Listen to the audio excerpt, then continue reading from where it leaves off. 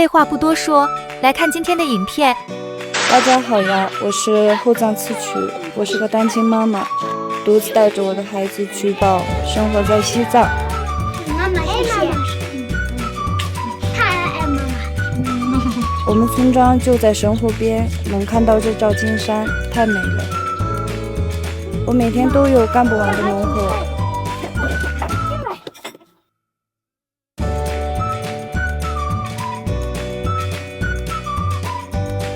加油，不要碰壁啊！要照顾好家里和牧场的牛羊，有了孩子更要照顾好他。我很小的时候，爸妈就不在了，世上唯一的亲人就是取宝。你好，你好，你好，你好。看着他一点点长大，我一点都不觉得苦，这是上天给我最好的礼物，我们互相陪伴。今天村里要剪羊毛，男人们已经在干活了。取宝，快起床吃饭，你去牧场，你不去对吧？妈妈，这是做什么？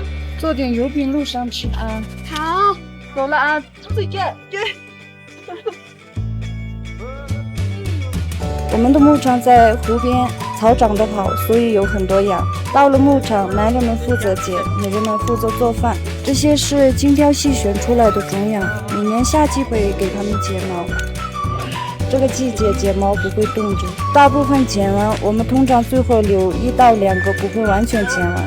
我们那个叫斯瓦拉子，一是因为外观好看，二是寓意着来年的丰收会更好。因为1年剪一次是个特殊的好日子，所以我给他们做了马娃吃，是用糌粑、酥油、酸奶、白糖做的，都是牧场珍贵的食材，吃了有营养，也象征着吉祥。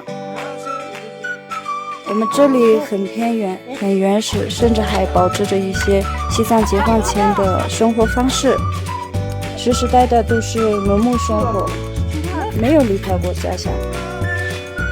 但是我们这里有神山、神湖，到处都是保护动物，村庄宁静美丽，大家都觉得再苦的日子也要灿烂的过，简单又幸福。巷子、土堆、小卖部都是他的乐园。只要一教他学习，立马开始会。现在已经中午了，你现在不练这个话，上1年级的时候看啥？他写。好不容易拉他回家写字，就开始考了，困了，饿了，尿急，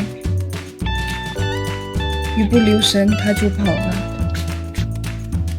就喜欢在家跟小伙伴一起玩游戏，我真是头疼。不知道大家的小孩是不是都这样？想去吉隆吗？去吧。想去。既然学不进去，那我决定带他去边境吉隆多看看世界。一方面是我们这离吉隆很近，3个小时就到了；另一方面是我不想取宝丢失了我们西藏的传统文化。出发了，一路上都在给取宝讲所看到的。我也没什么文化，但是现在是网络时代嘛，我在网上搜了很多资料，也不知道对不对，慢慢给他普及。我们这离吉隆很近，但是海拔落差近2000米，自然环境区别特别大。我们这里可以说是一棵树都没有，氧气稀薄，满山都是光秃秃的。我们经过西夏邦万峰，取宝说长大了要带着我爬上去，我真是期待呢。这可有8027米高，真孝顺啊！延绵的群峰下面就是无尽的草原，还有很多牛羊。取宝这一带是不用放牧了，但是它可是我们放牧生活养大的，不能忘了以前。接着经过佩古措，是我们日喀则最大的湖泊，蓝得非常美。接着翻越喜马拉雅山脉孔达拉姆山，我问取宝拐了多少次，取宝说2次，就左拐和右拐。他说的也对，站在垭口也不得不赞叹祖国的强大。下山后海拔就越来越低，开始出现了树木，进入吉隆沟环境就有了很大的变化，氧气越来越多，植被也越来越丰富，全是森林，还有极大的森林瀑布，叫开热瀑布。这些景取宝从小到大没有见过的，他兴奋地跑到瀑布下面洗了个冷水澡。因为再往前一直走就是印度洋，印度洋的水汽经过这样一条条沟出来，遇到高山深谷，就形成这样壮观的瀑布。要到了呀！对，要到。一路下到了吉隆镇，给他说那么多，希望多少能学到一些东西。这边大部分还是我们藏族同胞。这边有个很大的峡谷，据说那边原始森林里面有制作竹编的传统手工艺，明天带曲宝去学一学，他还没见过竹子。今天就到这了，希望大家多多关注我们，一起期待明天吧。大家好，我是后藏词曲，我是个单亲妈妈，过几天就是曲宝的生日了，我得提前准备。今早我就前2天剪的羊毛拿出来洗一洗，准备做个藏毯，到时候可以去卖。虽然国家给我们的帮助很多，我呢没有办法出去打工赚钱，小孩还有家里太多的事，实在是走不开。我们也习惯了过节俭的生活。藏毯就像只彩虹一样柔软，却充满了我们藏族女人的力量。每次做藏毯，我都会想到我的妈妈，是她教会我做个勇敢善良的人。虽然在我很小的时候她就不在了，但我清晰地记得她说的每一句话。我也想用我的这份力量给曲宝带来快乐。前明月光，疑是地上霜。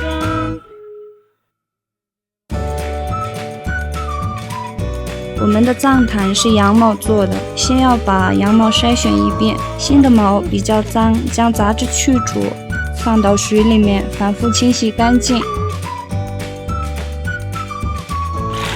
平复到草地上。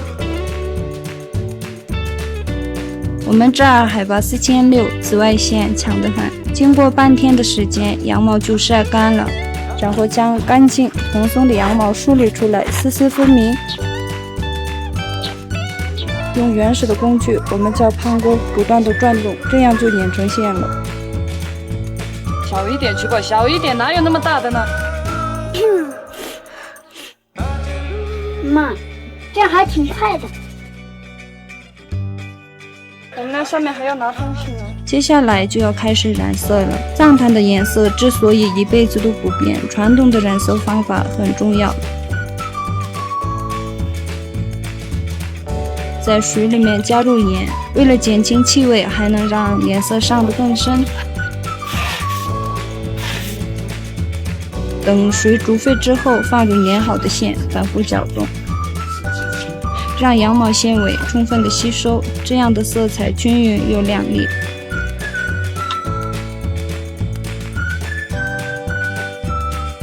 接下来就是把染好的线做成线团，方便纺织的时候用。在我们牧区，女人们的手是停不下来的，在不断的干活，放完牛羊，白天都会坐在一起，有说有笑，做各种的手工。羊毛线还能做成绑点、腰带、包等等。看到我们的穿着，浑身上下基本都是羊毛纺织做成的。做好线团之后，就开始纺织了。用的是我们祖先传下来的传统织布机，叫吃机，做出来的毯子会更加的细密、平整、光滑。藏毯的工艺很精美，不同的花纹要走不同的走线，很需要时间和耐心，要一针一线，慢慢的做。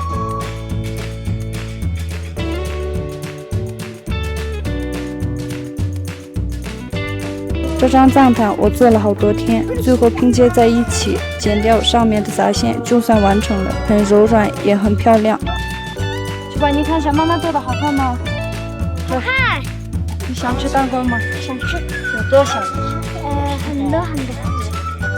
但我舍不得卖这个呀。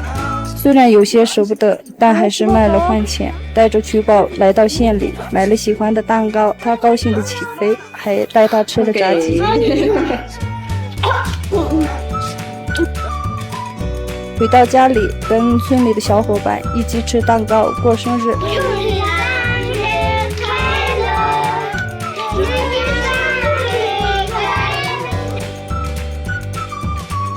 乐！看他笑得那么开心，这就是我的动力，是我努力的意义。我会陪着曲宝简单快乐的长大。太爱妈妈。祝你生日快乐！大家不要误会哦，这是我们西藏的牛粪。因为高原上的牦牛都是吃青草长大的，所以牛粪也有一种青草的香味，干净又卫生。毕竟我们这边海拔太高，一棵树都没有，没法烧柴。牧民的日常生活也是离不开牛粪的。今天在牧场多捡一些牛粪回去，做成饼子，堆在屋子上，随时可以当燃料。再用牛粪给取宝做个花盘。我们牧场的羊也很多，所以先弄点羊粪土，这样更容易燃烧。别看牧场很荒，但是这里面到处都是宝贝。我自己拿得太重，还好有牧场的老爷爷帮我。菊宝今天有点感冒，就没去上学，在家里做我的小帮手，一起捡牛粪。这些微干的牛粪可以捡起来直接晒干，新鲜湿的牛粪呢就捡回去，弄成各种各样的形状，放在房顶上或者弄个牛粪墙储存起来都是可以的。捡得差不多了，回家的路上一路风景特别的美。妈妈，这好臭吧？菊宝说是不是臭？我相信大家也觉得很臭很脏吧，但我们从小跟牛粪接触，不仅不臭，还觉得很亲切，这可是最好的柴火了。这边冬天特别冷，得靠它来取暖。把湿牛粪跟羊粪土一起搅拌，这样会量更多。地上撒一些羊粪土，防止粘黏。还有沾羊粪土的牛粪会更好用，火烧的也会更旺。我今天做的是圆饼型的，把混好的牛粪使劲挤压，先搓成一个个圆球，然后依次放到羊粪土上面，拍成圆饼。我们还把牛粪做成一大堆，还有砖块形状的，摆放在屋顶上，都很好看。因为经常做，没多久我就做了一整个院子的牛粪饼。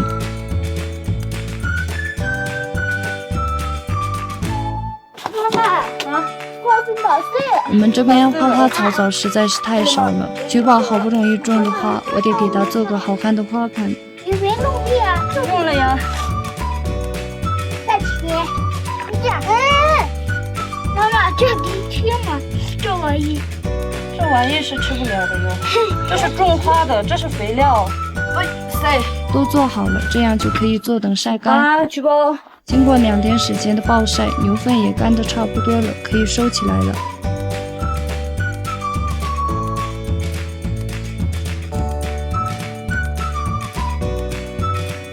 然后晒干的牛粪背到房顶上，整洁放好。我们这边有个这样的说法，屋子牛粪堆得越多越好看，说明这家女主人就越能干。然后花板也干了，可以插花了。大家不要看它外表不好看，但这样种花长得是真的好，因为牛粪本来就是很好的肥料。再让花多晒晒太阳，等菊宝上学回来，给它个惊喜。放牛放羊去喽。看完后藏次曲在西藏日喀则的日常生活，来聊一下我眼中的青藏高原吧。青藏高原这片被称为世界屋脊的神秘土地，总有一种难以言喻的力量，让每一个来到这里的人都为之震撼。